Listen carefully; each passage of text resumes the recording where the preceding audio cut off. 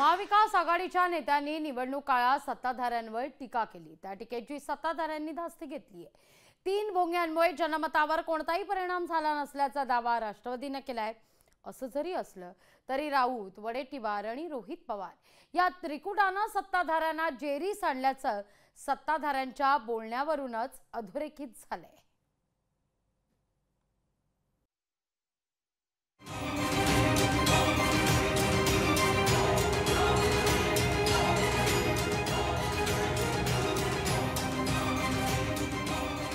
प्रश्न असा आहे की यांना त्यांची अवकात दाखवली।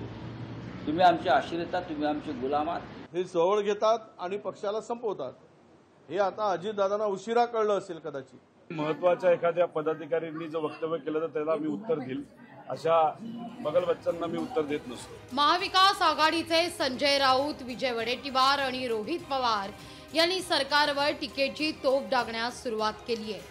संजय राऊत सकाळी आरोप करतात आणि सत्ताधाऱ्यांचा दिवस राऊतांच्या आरोपांना उत्तर देण्यात जातो। विजय वडेट्टीवारांनीही तोच फॉर्म्युला वापरला असून गेल्या काही दिवसांपासून तेही रोज सकाळी आरोपांची पत्रकार परिषद घेत असतात। हे कमी की काय, रोहित पवारही जवळपास रोज सत्ताधाऱ्यांवर आरोप करतायत। विरोधकांच्या आरोपांची आग ओकणाऱ्या तोफांचा अजित पवारांनी समाचार घेतलाय। संजय राऊतांचा नामोल्लेख टाळत त्यांनी सकाळचा भोंगा असा उल्लेख केला।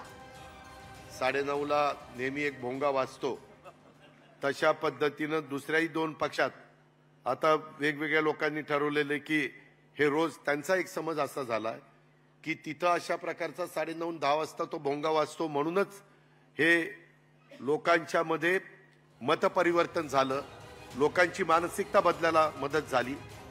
रोहित पवारांचाही अजित पवार यांनी समाचार घेतलाय। रोहित पवारांना राष्ट्रवादीतल्या खबरा कोण देतं असा सवालही त्यांनी मेळाव्यात उपस्थित केलाय। खोटं बोल पण रेटून बोल असा रोहित पवारांचा बाणा असल्याचा टोला त्यांनी या क्षणी लगावला।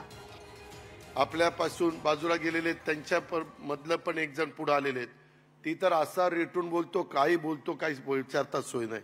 हे असं झालं की जर रोज त्याला कोणतरी आपल्यातला आमदार फोन करून हा आता आम्ही असं करणार आहे बरं का, तुम्ही आता सांगायला हरकत नाही, हे असलं काहीतरी एक नौटंकी चाललेली आहे। विरोधकांच्या आरोपांनी सामान्यांना काहीही फरक पडत नाही असं अजित पवार सांगतायत। पण विरोधकांच्या 3 भोंग्यांची अजितदादांनी चांगलीच धास्ती घेतली आहे, हे मात्र तेवढंच खरंय।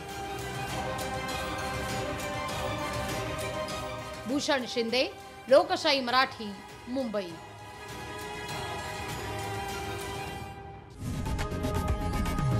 लोकशाही मराठी ऐका, पहा, जागरूक रहा।